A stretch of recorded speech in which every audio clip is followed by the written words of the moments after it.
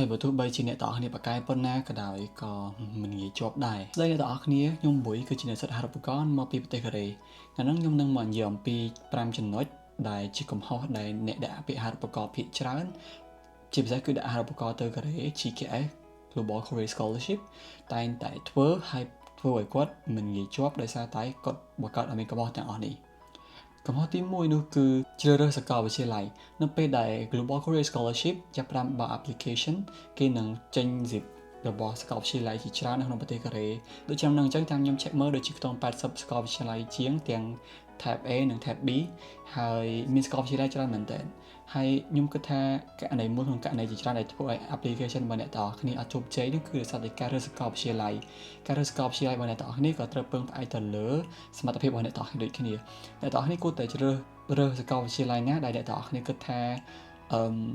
អាចនឹងមានការប្រកួតប្រជែងទៀតដែលធ្វើឲ្យអ្នកទាំងអស់គ្នាមានឱកាសខ្ពស់ក្នុងការជាប់នៅក្នុងឆ្នាំហ្នឹងខ្ញុំនិយាយនេះក្នុងករណីដែលអ្នកទាំងអស់គ្នាចង់ដាក់ហើយចង់ជាប់ឆាប់បើសិនបើអ្នកទាំងអស់គ្នាជឿជាក់លើសមត្ថភាពខ្លួនឯងហើយគិតថាទាំងអស់គ្នាអាចទៅកាន់ឆ្ងាយហើយយើងមាន background ល្អអ្នកទាំងអស់គ្នាអាចរើសសាកលវិទ្យាល័យណាក៏បានដែរប៉ុន្តែបើសិនទាំងអស់គ្នាមានអារម្មណ៍ថាអត់អាចមានពេលរងចាំក្នុងការធ្លាក់ឬក៏អ្នកទាំងអស់គ្នាចង់ជាប់ឆាប់ខ្ញុំគិតថាការរើសសាកលវិទ្យាល័យដែលមានការប្រកួតប្រជែងទៀតគឺជារឿងមួយដែលល្អបំផុតពីព្រោះតាមរយៈអីដែលខ្ញុំមើលឃើញបើសិនបើយើងគិតទៅលើគុណភាពនៃការអប់រំវិញសាកលវិទ្យាល័យមួយនៅកូរ៉េខ្ញុំគិតថាសុទ្ធតែល្អទាំងអស់ហ្នឹងទី2គឺជាការរើសជំនាញដែលត្រូវជាមួយនឹង background របស់អ្នកទាំងអស់គ្នា background របស់អ្នកទាំងអស់គ្នាវាមិនអាស្រ័យត្រង់តែទៅលើថាតើអ្នកទាំងអស់គ្នាបានរៀនអានឹងពីមុនទេការដែលអ្នកទាំងអស់គ្នារើសមុខជំនាញដែលសមជាមួយនឹងអីដែលអ្នកទាំងអស់គ្នាធ្លាប់ធ្វើពីមុនណាវាជួយឲ្យអ្នកទាំងអស់គ្នាបង្កើន credit ខ្ពស់ជាងមុនក្នុងការទទួលបានជោគជ័យខ្ញុំឧទាហរណ៍ថាអ្នកទាំងអស់គ្នារៀនជំនាញ A ទៅដល់ពេលយើងធ្វើការរយៈពេល 4-5 ឆ្នាំយើងធ្វើការជំនាញ B ហើយយើងបានយក course ផ្សេងពាក់ព័ន្ធមួយជំនាញ B ដែលយើងរៀនហ្នឹងអញ្ចឹងខ្ញុំគិតថាការដែលរើសជំនាញបន្ទាប់ទៀតយើងគួរតែរើសយកជំនាញទី2ដែលយើងធ្វើការវិញដោយសារតែខ្ញុំជឿជាក់ថាបទពិសោធន៍ការងាររបស់យើងវាប្រកបជាល្អជាងការរៀនសូត្រកាលពីនៅសាកលវិទ្យាល័យឯងអស់នេះគួរតែរើសជំនាញណាដែលវាស័ក្តិសមជាមួយនឹង background របស់អ្នកទាំងអស់គ្នាប៉ុន្តែអត់មានណាគេស្គាល់ background ទាំងអស់គ្នាច្បាស់ជាងអ្នកទាំងអស់គ្នា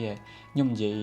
នេះក្នុងករណីទូទៅបើសិនអ្នកទាំងអស់គ្នាគិតថាអ្នកទាំងអស់គ្នានៅតែចង់បន្តជំនាញ A ដែលអ្នកទាំងអស់គ្នាបានរៀនកាលពីសាកលវិទ្យាល័យទៀតក៏អត់បញ្ហាដែរវាអាស្រ័យលើអ្នកទាំងអស់គ្នាតើអ្នកទាំងអស់គ្នាមានអារម្មណ៍ថាទុកចិត្តលើខ្លួនឯងលើជំនាញមួយណាជាង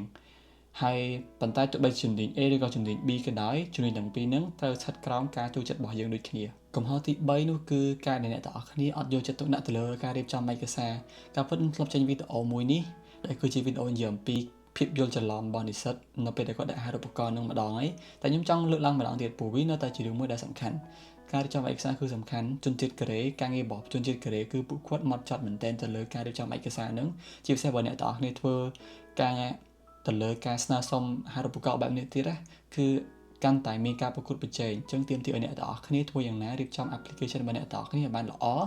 ហើយអ្វីដែលគេទាមទារទាំងប្រមាណសូមឲ្យមានគ្រប់យ៉ាងទាំងអស់ហើយស្អាតមានរបៀបមានវិន័យចំណុចទី4គឺ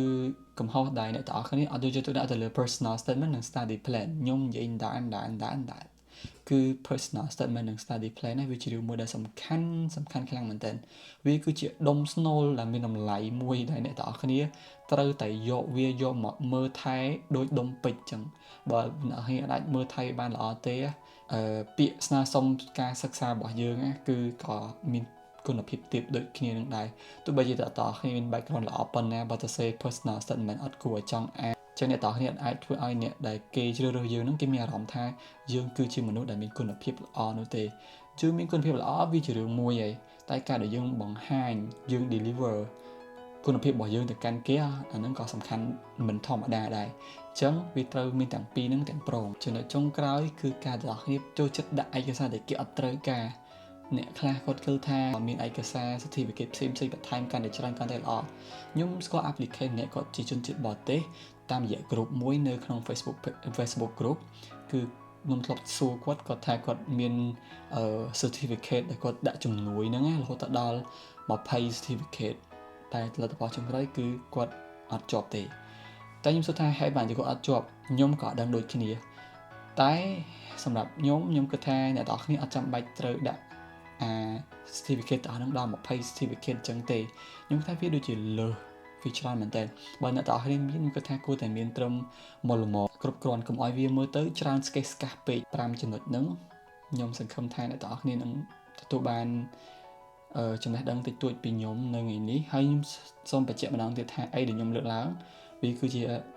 យោបល់ផ្ទាល់ខ្លួនរបស់ខ្ញុំវាមិនគឺជាការស្រាវជ្រាវពីអ្នកណាទេអញ្ចឹងអាចនឹងវាមិនត្រូវទាំងស្រុងក្នុងករណីមួយចំនួនតែបើអ្នកទាំងអស់គ្នាគិតថាកន្លែងណាល្អក៏យកកន្លែងណាអត់ល្អក៏អត់អីដែរអញ្ចឹងបើអ្នកទាំងអស់គ្នាមានយោបល់អីគេអាច comment នឹងក្រោមបានជាពិសេសគឺ application របស់ GKS ឥឡូវគឺបើកហើយអ្នកទាំងអស់គ្នាចង់ដាក់ទៅសាកលវិទ្យាល័យណាជួយ comment ប្រាប់ខ្ញុំផងជួបគ្នានៅវីដេអូក្រោយហើយកុំភ្លេចជួយ follow ខ្ញុំផងដើម្បីឲ្យខ្ញុំបាន 20k follower មុននឹងឆ្នាំ2026ត្រូវបានបញ្ចប់បាយបាយ